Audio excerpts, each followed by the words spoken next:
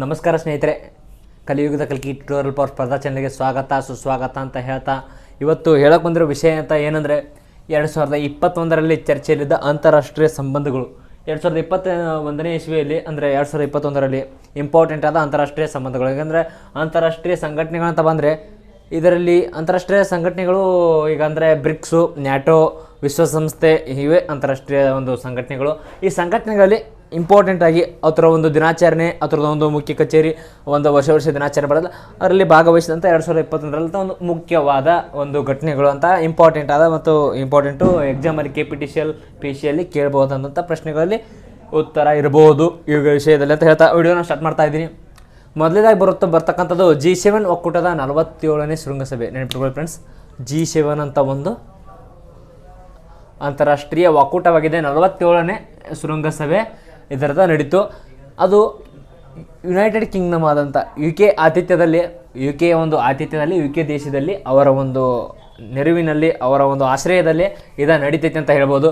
2021 June 11ನೇ ತಾರೀಕಿಂದ 13ನೇ ತಾರೀಕುವರೆಗೂ ಈ G7 ಒಕ್ಕೂಟದ 47ನೇ ಶೃಂಗಸಭೆ ನಡೀತು ಅಂತ ಹೇಳ್ಬೋದು. ಹಾಗೆ ಇದು ಎಲ್ಲಿ ನಡೀತು ಅಂತ ಕೇಳಿದರೆ, ಯುನೈಟೆಡ್ ಕಿಂಗ್ಡಮ್ ದೇಶದ ಕೋರ್ನ್ವಾಲ್ ಎಂಬ ರಾಜ್ಯ ಇರ್ಬೋದು, ಕರ್ಬಿ ಸಬ್ ಅಂತ ಹೇಳಿ ಒಂದು ನಗರದಲ್ಲೇ ನಡೀತೈತಿ.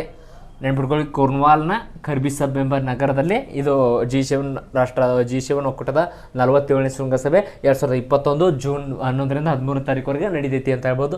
ಇದರ ಥೀಮ್, ಈಗ ಯಾವುದೇ ಒಂದು ನಡಿಬೇಕಾದ್ರೆ ದಿನಾಚರಣೆ ಅದಕ್ಕೆ ಒಂದು ವರ್ಷ ಥೀಮ್ ಅಥವಾ ಒಂದು ಧ್ಯೇಯ ವಾಕ್ಯ ಅಂತ ನೀಡ್ತಾರೆ.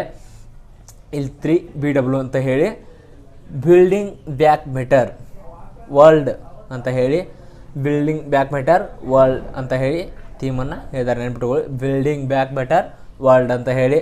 ಪ್ರಧಾನಿ ಮೋದಿಯವರು UK ಆತಿಥ್ಯದ ಮೇಲೆ ವರ್ಚುವಲ್ ಕಾರ್ಯಕ್ರಮದಲ್ಲಿ ಭಾಗವಹಿಸಿದರು. ಅಂದರೆ ಈಗ ಶೃಂಗಸಭೆ 47ನೇ ಶೃಂಗಸಭೆ ನಡೆಯುವ ಸಂದರ್ಭದಲ್ಲಿ ನಮ್ಮ ದೇಶದ ಪ್ರಧಾನಮಂತ್ರಿ ಅಂತ ನರೇಂದ್ರ ಮೋದಿ ಅವರು ಒಂದು ವಿಡಿಯೋ ಕಾನ್ಫರೆನ್ಸ್ ಮುಖಾಂತರ, ಅಂದರೆ ವರ್ಚುವಲ್ ಮೀಟಿಂಗ್ ಅಂದರೆ ವಿಡಿಯೋ ಕಾನ್ಫರೆನ್ಸ್ ಮುಖಾಂತರ ಅವರೊಂದಿಗೆ ಒಂದು ಭೇಟಿಯನ್ನು ಆಗಿದ್ರು ಅಂತ ಹೇಳ್ಬೋದು.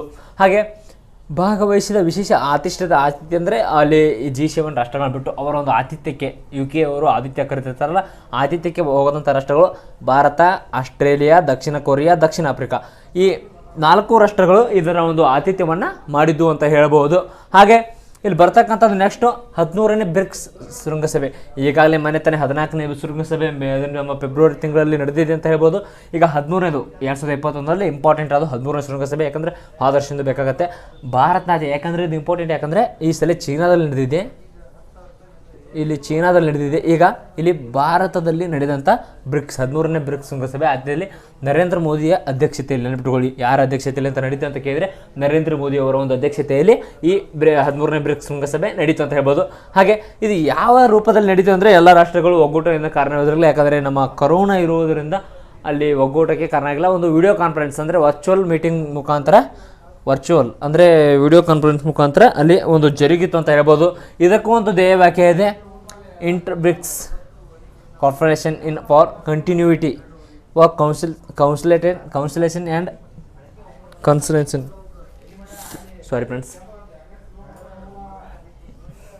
BRICS corporation for continuity conciliations and concerns ಅಂತ ಹೇಳಿ ಅದರ ಒಂದು ಧ್ಯೇಯ ವಾಕ್ಯವಾಗಿದೆ.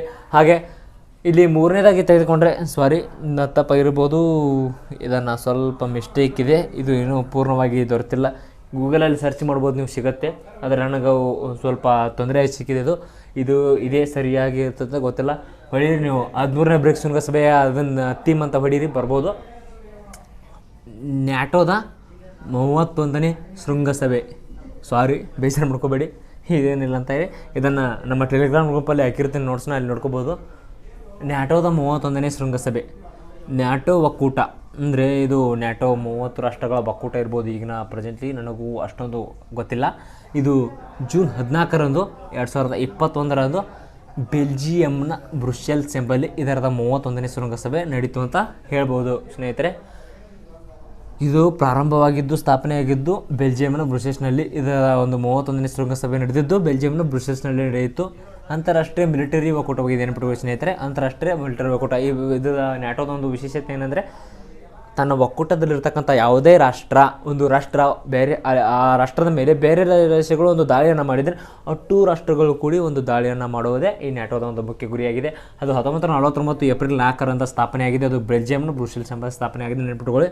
ಹಾಗೆ ವಿಶ್ವಸಂಸ್ಥೆ ಸಾಮಾನ್ಯ ಸಭೆಯ 76ನೇ ಅಧಿವೇಶನ, ನೆನಪಿಟ್ಟುಕೊಳ್ಳಿ. ವಿಶ್ವಸಂಸ್ಥೆಯ ಸಾಮಾನ್ಯ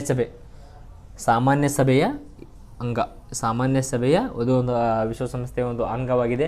ಸಾಮಾನ್ಯ ಸಭೆಯ 76ನೇ ಅಧಿವೇಶನ 2021 ಸೆಪ್ಟೆಂಬರ್ 14ರಿಂದ 27ರವರೆಗೆ ನ್ಯೂಯಾರ್ಕ್ನ ವಿಶ್ವಸಂಸ್ಥೆ ಸಚಿವಾಲಯದಲ್ಲಿ ನಡೆದಿದೆ, ನೆನಪಿಟ್ಟುಕೊಳ್ಳಿ. 2021ರಲ್ಲಿ ಸೆಪ್ಟೆಂಬರ್ 14ರಿಂದ 27ನೇ ತಾರೀಕುವರೆಗೆ ಒಂದು ವಿಶ್ವಸಂಸ್ಥೆಯ ಸಚಿವಾಲಯದಲ್ಲಿ, ನ್ಯೂಯಾರ್ಕ್ನಲ್ಲಿ ವಿಶ್ವಸಂಸ್ಥೆಯ ಒಂದು ಕೇಂದ್ರ ಸಚಿವಾಲಯದಲ್ಲಿ ಜರುಗಿದೆ. ಹಾಗೆ ಅಧ್ಯಕ್ಷತೆಯನ್ನು ಯಾರು ಅಂತ ವಹಿಸಿದರೆ ಅಬ್ದುಲ್ ಶಾಹಿ ಅಂತ ಹೇಳಿ ಇವರು ಅಧ್ಯಕ್ಷತೆಯನ್ನು ವಹಿಸಿದರು. ಇದರ ಥೀಮ್ ಏನಂದರೆ building resilience through hope to recover from ಕೋವಿಡ್-19 sustainability respond to the needs of the planet, respect the rights of people and revolutions of the United Nations ಅಂತ ಹೇಳಿ ಇದರ ಥೀಮ್ ಆಗಿದೆ. ಇದನ್ನು ನೋಟ್ಸಲ್ಲಿ ಹಾಕಿರ್ತೀನಿ. ಈಗ ಸರಿಯಾಗಿ ಓದೋಕ್ಕಾಗಲ್ಲ, ಯಾಕಂದರೆ ವಿಡಿಯೋದಲ್ಲಿ ಅಷ್ಟೊಂದು ಪರ್ಫೆಕ್ಟಾಗಿ ಕಾಣುತ್ತೆ ಅಂತ ಗೊತ್ತಿಲ್ಲ. ನೋಟ್ಸಲ್ಲಿ ಹಾಕಿರ್ತೀನಿ. ಟೆಲಿಗ್ರಾಮ್ ಗ್ರೂಪಿಗೆ ಜಾಯ್ನ್ ಆದರೆ ಈ ನೋಟ್ಸಲ್ಲಿ ದೊರಕುತ್ತೆ ಅಂತ ಹೇಳ್ಬೋದು. ವಿಶ್ವಸಂಸ್ಥೆ ಸ್ಥಾಪನೆ ಸ್ವಲ್ಪ ಮಾಹಿತಿ. 1945 ಆಗಸ್ಟ್ 24ರಿಂದ ಸ್ಥಾಪನೆ ಆಕತಿ. ಇದರ ಕೇಂದ್ರ ಕಚೇರಿ ಅಮೇರಿಕಾದ ನ್ಯೂಯಾರ್ಕ್ನಲ್ಲಿದೆ. ಇದರ ಸದಸ್ಯ ರಾಷ್ಟ್ರಗಳು 193. ಈಗ ಮಾನ್ಯ ವರದಿ ಪ್ರಕಾರ 2021ರ ವರದಿ ಪ್ರಕಾರ 193 ಇದರ ಸದಸ್ಯ ರಾಷ್ಟ್ರಗಳಿದೆ ಅಂತ ಹೇಳ್ಬೋದು. ಇನ್ನು ನೆಕ್ಸ್ಟ್ ಬರ್ತಕ್ಕಂಥದ್ದು 16ನೇ G20 ಶೃಂಗಸಭೆ ಅಂತ ಬರ್ತದೆ. ಇಲ್ಲಿ 16ನೇ G20 ಇದೆ. ಈಗ G7 ಆಯಿತು, ಈಗ G20 ಅಂತ ಹೇಳಿ ಇಟಲಿಯ ರೋಮ್ನಲ್ಲಿ ಜರುಗ್ತೈತಿ. 2021ರಲ್ಲಿ ಇಟಲಿಯ ರೋಮ್ನಲ್ಲಿ ಒಂದು ಜರುಗ್ತೈತಿ. ಇಲ್ಲಿ ಭಾರತದಿಂದ ನರೇಂದ್ರ ಮೋದಿಯವರು ಭಾಗವಹಿಸಿದರು ವರ್ಚುವಲ್ ಮೀಟಿಂಗ್ ಮುಖಾಂತರ. ಇಲ್ಲಿಯೂ ವರ್ಚುವಲ್, ಯಾಕಂದರೆ 2021 ಅಥವಾ 20ರಲ್ಲಿ ನಡೀತಕ್ಕಂಥದ್ದು ಎಲ್ಲ ವರ್ಚುವಲ್ ಮುಖಾಂತರ ನಡೆದಿದೆ. ಯಾಕಂದರೆ ಅಲ್ಲಿ ಕರೋನಾ ಇರುವುದರಿಂದ ಎಲ್ಲ ವರ್ಚುವಲ್ ಮೀಟಿಂಗ್ ಮುಖಾಂತರನೇ ಜರುಗಿದೆ ಅಂತ ಹೇಳ್ಬೋದು. ಈ 16ನೇ G20 ಶೃಂಗಸಭೆ ಒಂದು ಥೀಮ್ ಏನಂತ ತೆಗೆದುಕೊಂಡ್ರೆ ಪೀಪಲ್ ಪ್ಲ್ಯಾನೆಟ್ ಪ್ರಾಸ್ಪೆರಿಟಿ ಅಂತ ಹೇಳಿ, ಸಾರಿ ಉಚ್ಚಾರಣೆ ಆಗೋದಿಲ್ಲ, ನಾವು ಬಾಯಿ ಸ್ವಲ್ಪ ತೊದಲಿಸ್ತದೆ. ಪೀಪಲ್ ಪ್ಲ್ಯಾನೆಟ್ ಪ್ರಾಸ್ಪೆರಿಟಿ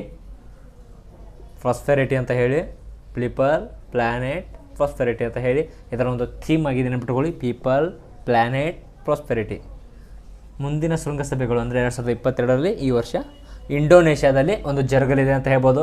2023ರಲ್ಲಿ ಭಾರತದಲ್ಲಿ ಇನ್ನೂ ಅಂದಾರ ಮುಂದೆ ಏನಾಕೈತಿ ಹೇಳಕ್ಕೆ ಬರೋದಿಲ್ಲ. ಯಾವ್ದಾರು ಮತ್ತೊಂದು ಕೊರೋನಾ 4ನೇ ಅಲೆ ಆಗಲಿ ಬಂದ್ರೆ, ಸ್ವಲ್ಪ 5ನೇ ಅಲೆ ಅದು ಬಂದ್ರೆ ತೊಂದರೆ ಆಗ್ಬೋದು. 2024ರಲ್ಲಿ ಬ್ರೆಜಿಲ್ನಲ್ಲಿ ಜರುಗಲಿದೆ ಸ್ಥಾಪನೆ. ಇದು ಅಂದರೆ 16ನೇ G20 ಯಾವಾಗ ಸ್ಥಾಪನೆ ಆಯ್ತು ಅಂದರೆ 1999. ಸದಸ್ಯ ರಾಷ್ಟ್ರಗಳು 20 ಅದಾವ. ಅವುಗಳನ್ನ ನಮ್ಮ ಟೆಲಿಗ್ರಾಮ್ ಗ್ರೂಪಲ್ಲಿ ನೋಟ್ಸಲ್ಲಿ ಹಾಕಿರ್ತೀನಿ. ಯಾರು ನಮ್ಮ ಟೆಲಿಗ್ರಾಮ್ ಗ್ರೂಪ್ಗೆ ಜಾಯ್ನ್ ಆಗಿಲ್ಲ, ನಮ್ಮ ಡಿಸ್ಕ್ರಿಪ್ಷನಲ್ಲಿ ಲಿಂಕ್ ಕೊಟ್ಟಿರ್ತೀನಿ, ಜಾಯ್ನ್ ಆಗಿರಿ. ಇಂಪಾರ್ಟೆಂಟ್ ನೋಟ್ಸ್ ಹಾಕತ್ತೀನಿ. ಇದಕ್ಕೂ ಸ್ವಲ್ಪ ಇಲ್ಲಿ ಏನಾದರೂ ಮಿಸ್ಟೇಕ್ ಆದ್ರೂ ಅಲ್ಲಿ ಹಾಕಿರ್ತೀನಿ, ಕ್ಷಮಿಸ್ಬೇಕು ಏನಾದರೂ ಮಿಸ್ಟೇಕ್ ಇದ್ದರೆ. 38-39ನೇ ಏಷ್ಯನ್ ಶೃಂಗಸಭೆ ಬ್ರುನೈ ದೇಶದಲ್ಲಿ ಜರುಗುತ್ತದೆ. ಬ್ರುನೈನ ಸುಲ್ತಾನನಾದಂಥ ಹಸನಲ್ ಬ್ಲೋಕಾಯ್ ಅಂತ ಹೇಳಿ ಈ ಹೆಸರು ಸ್ವಲ್ಪ ಟಪ್ಪಾಗಿದೆ. ಹಸನಲ್ ಬ್ಲೋಕಾಯ್ ಅಂತ ಹೇಳಿ ಇವರ ಒಂದು ಆತಿಥ್ಯದಲ್ಲಿ ಜರುಗಿದೆ, ಇವರ ಒಂದು ಅಧ್ಯಕ್ಷತೆಯಲ್ಲಿ ಜರುಗಿದೆ ಅಂತ ಹೇಳ್ಬೋದು. ಹಾಗೆ ಇದರ ಥೀಮ್ ವಿ ಕೇರ್, ನೆನ್ಪಿಟ್ಕೊಳ್ಳಿ. We care, we prepare and we prosper. ನೆನ್ಪಿಟ್ಕೊಳ್ಳಿ. We care, we prepare, we prosper. ಸರಿಯಾಗಿ ನೆನ್ಪಿಟ್ಕೊಳ್ಳಿ. We care, we prepare, we prosper ಅಂತ ಹೇಳಿ ಇದರ ಥೀಮ್ ಆಗಿದೆ.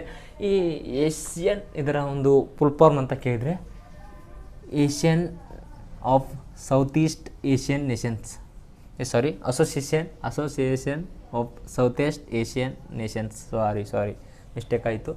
Association of south east Asian nations ಒಂದು ಸೌತ್ ಈಸ್ಟ್ನಲ್ಲಿ ಬರ್ತಕ್ಕಂಥ ಏಷ್ಯನ್ ರಾಷ್ಟ್ರಗಳ ಒಂದು ಒಕ್ಕೂಟ ಅಂತ ಹೇಳಬಹುದು. ಸ್ಥಾಪನೆ 1967ರಲ್ಲಿ ಆಗಸ್ಟ್ 8ರಂದು ಸ್ಥಾಪನೆ ಆಕತಿ. ಇದರ ಕೇಂದ್ರ ಕಚೇರಿ ಇಂಡೋನೇಷ್ಯಾದ ಜಕಾರ್ತ್ನಲ್ಲಿ ಇದೆ. ಇಂಡೋನೇಷ್ಯಾದ ಜಕಾರ್ತ್ನಲ್ಲಿ ನೆನ್ಪಿಟ್ಕೊಳ್ಳಿ. ಏಷ್ಯನ್ ಈ ಸಂಘಟನೆಯ ಒಂದು ಕೇಂದ್ರ ಕಚೇರಿ ಎಲ್ಲಿದೆ ಅಂತ ಕೇಳಿದರೆ ಇಂಡೋನೇಷ್ಯಾದ ಜಕಾರ್ತ್ನಲ್ಲಿ ಇದೆ ಅಂತ ಹೇಳ್ಬೋದು. ನಮಸ್ಕಾರ ಸ್ನೇಹಿತರೆ, ಈ ವಿಡಿಯೋ ಇಲ್ಲಿಗೆ ಮುಗಿಯುತ್ತೆ. ಯಾಕಂದರೆ ಇಷ್ಟೇ ಇಂಪಾರ್ಟೆಂಟ್ ಇರೋದು 2021ರಲ್ಲಿ ಆದಂಥ. ಈಗ 2022ರಲ್ಲಿ ಇಲ್ಲಿವರೆಗೆ ಅದನ್ನು ಭಾಳ ಒಂದಾಗಿದೆ, ಬ್ರಿಕ್ಸ್ ಒಂದಾಗಿದೆ, ಇನ್ನೊಂದು ನಡಿಬೇಕಿದೆ. ಅದನ್ನು ನಡೆದ ಮೇಲೆ ಅದು ಎರಡೂ ಕೂಡ ಒಂದು ವಿಡಿಯೋ ಮಾಡ್ತೀನಿ ಅಂತ ಹೇಳ್ತಾ, ನಮ್ಮ ಚಾನಲ್ಗೆ ಇನ್ನೂ ಯಾರು ಸಬ್ಸ್ಕ್ರೈಬ್ ಮಾಡಿಲ್ಲ ಬೇಗ ಸಬ್ಸ್ಕ್ರೈಬ್ ಮಾಡಿ. ಯಾಕಂದರೆ ನಾವು ಬಿಡೋ ವಿಡಿಯೋ ಮೊದಲು ನೋಟಿಫಿಕೇಷನ್ ನಿಮಗೆ ಬರ್ತದೆ ಅಂತ ಹೇಳ್ತಾ, ಹಾಗೆ ಈ ವಿಡಿಯೋದಲ್ಲಿ ಏನೋ ಮಿಸ್ಟೇಕ್ ಇದ್ದರೆ ಕಮೆಂಟ್ ಮುಖಾಂತರ ತಿಳಿಸಿ. ಇನ್ನೂ ಯಾರು ನಮ್ಮ ಟೆಲಿಗ್ರಾಮ್ ಗ್ರೂಪಿಗೆ ಜಾಯ್ನ್ ಆಗಿಲ್ಲ, ಟೆಲಿಗ್ರಾಮ್ ಗ್ರೂಪಿಗೆ ಜಾಯ್ನ್ ಯಾಕಂದರೆ ಒಮ್ಮೆ ಜಾಯ್ನ್ ಆಗಿ ನೋಡಿ. ನಮ್ಮ ಟೆಲಿಗ್ರಾಮ್ ಗ್ರೂಪಲ್ಲಿ ಏನಾದರೂ ಮಿಸ್ಟೇಕ್ ಆದರೆ ಮತ್ತೆ ಅದನ್ನು ಹೊರಗೆ ಬಂದುಬಿಡಿ. ಯಾಕಂದರೆ ಫ್ರೆಂಡ್ಸ್ ನಮಸ್ಕಾರ, ದಯವಿಟ್ಟು ಹೇಳ್ತಾ ಇದ್ದೀನಿ, ಸಾಧನೆ ಎಂಬುದು ಸಾಧಕನ ಸೊತ್ತೆ ಹೊರತು ಸೋಮಾರಿಗಳದಲ್ಲ. ನಮಸ್ಕಾರ, ಬಾಯ್. ಮತ್ತೆ ಸಿಗೋಣ ಮುಂದಿನ ವಿಡಿಯೋದಲ್ಲಿ. All the best ಸ್ಪರ್ಧಾರ್ಥಿಗಳಿಗೆಲ್ಲ.